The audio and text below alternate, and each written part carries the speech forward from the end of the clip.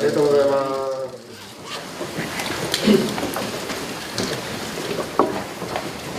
本年は日本ラオス外交関係樹立70周年という記念すべき節目の年であります。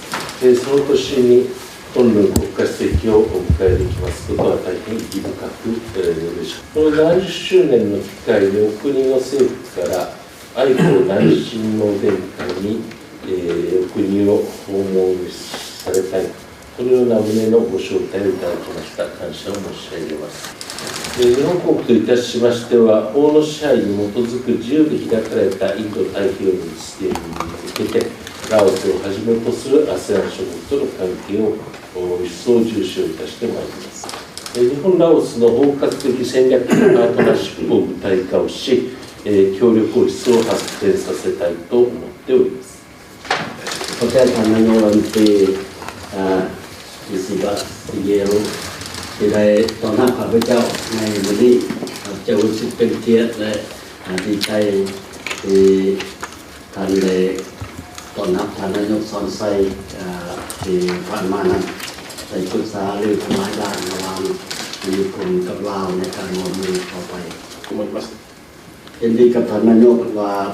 ปีนี้เป็นปีสำคัญหลายสำหรับการผูกพันลาวญี่ปุ่นจาก70 ปีการผูกพันการทูตแล้วยังพวกเขาจะยังอยู่ลาวจะฉลอง60 ปีของการไปช่วยเหลือลาวของอาสาสมัครและเสียสารญี่ปุ่นปีนี้ครบ60 ปีพอดีการเยี่ยมยามของท่านนายกสอนไซเมื่อกี้นี้ท่านนายกอิสิบะก็ได้